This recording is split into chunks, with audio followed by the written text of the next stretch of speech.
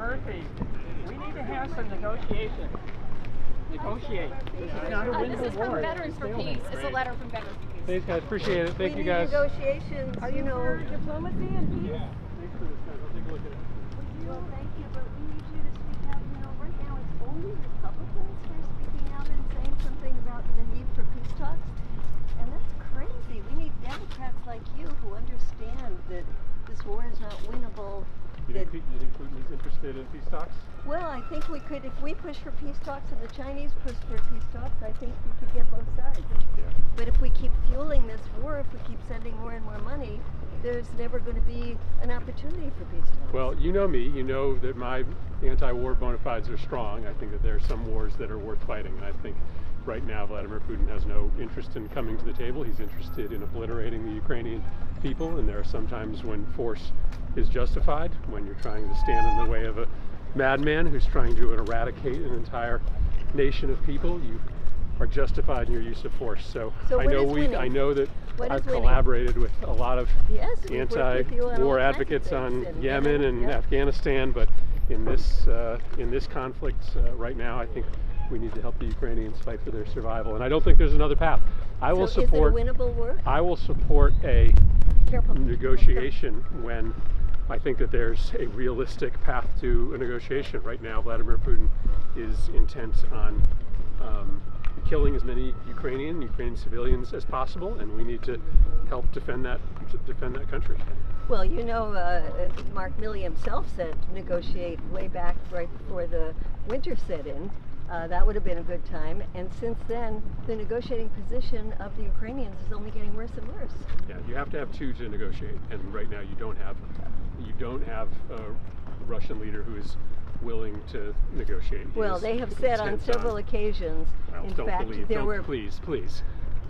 don't Well, don't believe the things that Vladimir Putin is. Wouldn't it be worth a try? Is saying. So he is. Isn't it better to try? He said that he wasn't invading Ukraine until the day that he was marching his army into Ukraine. All right, guys, I'm gonna wrap. Thank you very much. We Appreciate condemn it. the war, but we want peace. We don't want World War III. We don't want a nuclear war.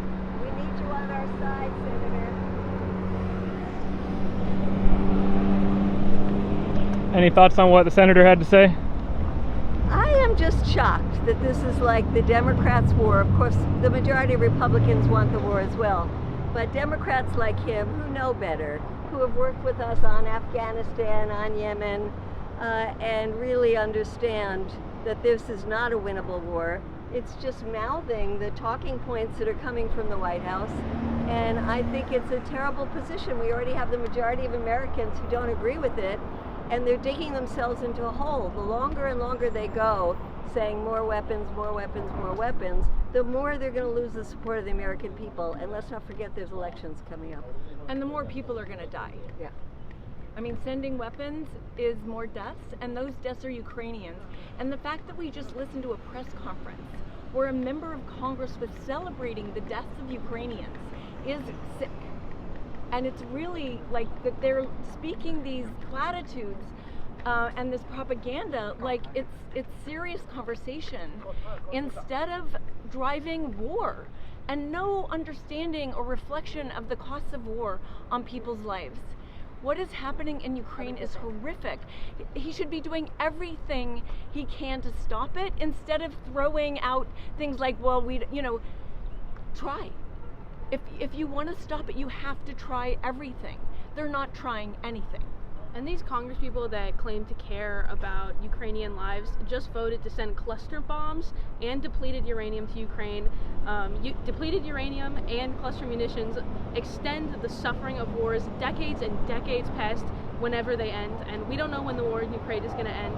But if we continue to use cluster munitions and depleted uranium like we did in Yugoslavia and Iraq, that is, the effects of those weapons are only going to last for decades and decades to come.